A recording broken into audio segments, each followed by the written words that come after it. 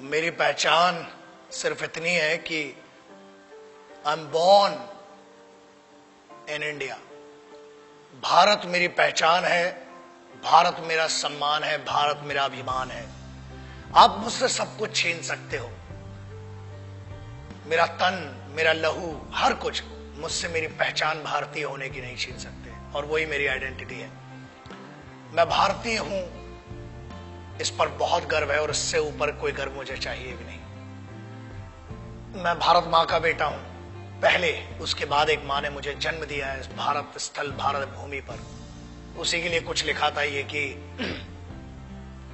काश मेरी जिंदगी में सरहद की कोई शाम आए, जब कुछ हो तो बॉर्डर पर हो। काश मेरी जिंदगी में सरहद की कोई शाम आए, काश मेरी जिंदगी मेरे वतन के काम आए। न खौफ है मौत का और न आरजू है जन्नत की, मगर जब कभी जिक्र हो शहीदों का, काश मेरा भी नाम आए, काश मेरा भी नाम आए। This is what I would love to introduce myself like that. अगर कोई पूछे कि कौन था वो, जब कोई पूछे मेरे बारे में, तो मेरी ये पहचान लिख देना, उठाना मेरा कमांडो डैगर और छाती पे हिंदुस्तान लिख देना। कोई पूछे पागल था वो कौन, तो भगत सिंह और क्रांतिकारियों का चेला और इंकलाब का गुलाम लिख देना। और बचा हो जो जिस्म में लहू मेरे, निकालना उसे, फेंकना जमीन पे, और मां तुझे सलाम लिख देना। यही परिचय था, है और रहेगा।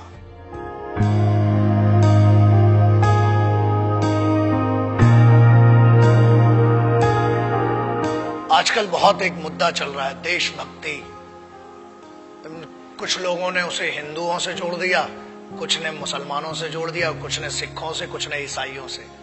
एक बात याद रखना, हम पहचान हैं एक ऐसा महाविद्यालय, एक ऐसी university. It's like an university, it's like a college. The country is like college. We may have different wings, we may have different subjects, but we all belong to one college, and that college is Bharat, राष्ट्र।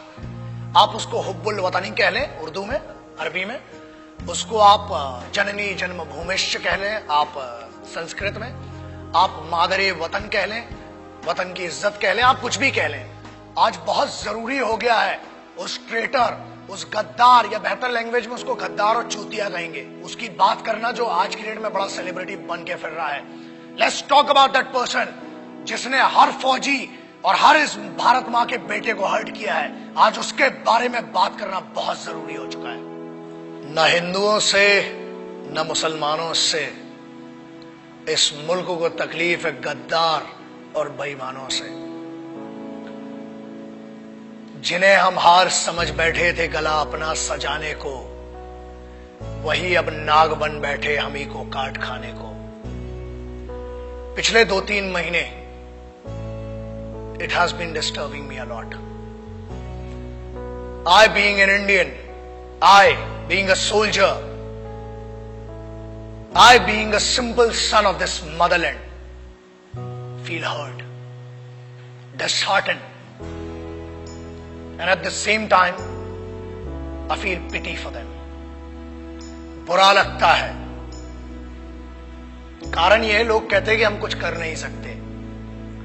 ऐसा है, करने पर आ जाए तो बहुत कुछ कर सकते हैं, लेकिन हम सम्मान करते हैं भारत के सर्वोच्च न्यायालय का, सुप्रीम कोर्ट का, और उसके आदेश की अवहेलना नहीं करना चाहते हैं। उसके आदेश का पालन करते हुए कुछ गद्दारों को आज भी छोड़ रखा है।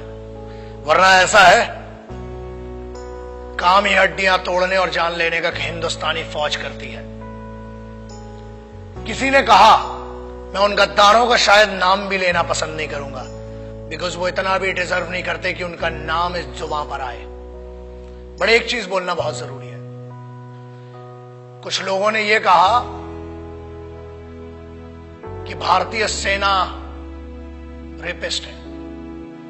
अगर घरों में बैठे हो ना, और अगर तुम्हारी बहनें और तुम्हारी माएं घर से निकल के जा रही हैं, तो सिर्फ ये हिंदुस्तानी फौज है जिसकी दम पे तुमने भाई होने का, बाप होने का फर्ज नहीं निभाया होगा, मगर this the only Indian armed forces which maintain that dignity of a soldier and maintains that brotherhood. आपकी बहनें, आपकी माएं अगर सुरक्षित है तो वो भारत की सेनाएं हैं जिनके कारण है। बोलने के पहले सोचा करो। और किस्मत बहुत अच्छी थी कि फौज के सामने नहीं बोला, वरना जो हीरो बना दिया ना इस देश में, फौज तुम जैसों को छोड़ती भी नहीं। मगर यह भारत का संविधान है, this the constitution of India, जिसने बांध रखा है हमारे हाथों को। क्रोध करना मेरी आदत नहीं है, मगर आता है गुस्सा। इसलिए आता है क्योंकि चाणक्य ने कहा था कि अक्सर मैंने झूठे लोगों को मुस्कुराते हुए देखा है। जो सच बोलता है और दिल से बोलता है उसको गुस्सा बहुत आता है। और यह गुस्सा इस बात का है कि इस देश में कुत्तों को मारने की परमिशन नहीं है, इसलिए अभी तक बचे हुए हो। फौज को रेपिस्ट बोलते हो? Ask your sisters and your mothers, ask your family members, if there are 10 young boys and if there is a single soldier, ask a girl, ask a young girl, where would she go for the help and whom would she ask for the help? And I ensure this, that girl would go to a soldier and ask, and she'll say one thing, certainly she'll say, and she'll use this word, भैया मेरी मदद कीजिए। क्या है ये? जवानी संभल नहीं रही है तो बताओ। 23 साल में शहीद आजम भगत सिंह, राम प्रसाद बिस्मिल, अशफाकुल्ला खान, चंद्रशेखर आजाद बड़ा बड़ा काम करके चले गए। बहुत गर्मी है, अरे सेना ज्वाइन करो, भारत की फौज, आओ दुश्मनों से लड़ो ना। घर के अंदर क्यों दुश्मनी का माहौल बनाते हो? एक बात कही गई जिस पे बड़ा दर्द हुआ कि अफजल, अरे वो गद्दार टेररिस्ट, उसके लिए बोलते हो, उसको हीरो बना दिया तुमने, वरना कोई जानता भी नहीं था। ऐसे बहुत आए गद्दार, बहुतों को फांसी लगाई। उसको कहा गया कि अफजल हम शर्मिंदा हैं, तेरे कातिल जिंदा हैं। I feel ashamed for these guys. तेरे कातिल मतलब क्या है? What do they want to say? तेरे कातिल कौन हुए? भारत का संविधान, सर्वोच्च न्यायालय ने उसको फांसी सुनाई है। हर हक दिया इस बात का कि पहले आपकी पिटीशन दायर हो, आपके ऊपर पूरा मुकदमा चलाया गया। अरे समस्या ये, हम तो आतंकवादियों को भी क्या बोलूं, भाषा फिसल जाएगी तो बहुतों के परखच्चे उड़ जाएंगे। आप कहते हो कि तेरे कातिल, चलो, it means you are blaming the constitution of India. Bharat के अगेंस्ट में कहने की न हमने तुम्हें छूट दी है और न आजादी। आजाद हुए हो तो भी इस फौज के कारण और उन क्रांतिकारियों के कारण जिनने अपना लहू बहाया है इस मिट्टी के लिए। तब बना है भारत का संविधान। You can not insult, you can insult me as an individual, you can insult one person, मतलब जो पीठा, जो न्यायाधीश थे, जो वो लोग थे जिनने फांसी की सजा सुनाई, आप उनको कह रहे हैं कि वो कातिल थे। अरे धिक्कार है आपके ज्ञान पर। I feel ashamed for it. पहले आप अपने फैक्ट्स क्लियर करें। अरे जेएनयू के एक लौंडे ने ये कह दिया तो उसको हीरो बना दिया, एंड नो वंडर्स अगली बार मेंबर ऑफ पार्लियामेंट बन के बैठेगा तुम्हारी छाती के ऊपर। हीरो बनाने वाले तुम हो।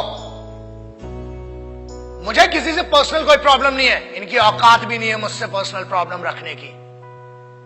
लेकिन एक बात याद रखना, किसी एक बेवकूफ ने यह कह दिया कि भगत सिंह जैसा है। अबे शर्म करो and clear your facts before you compare that guy with revolutionaries. कौन थे वो?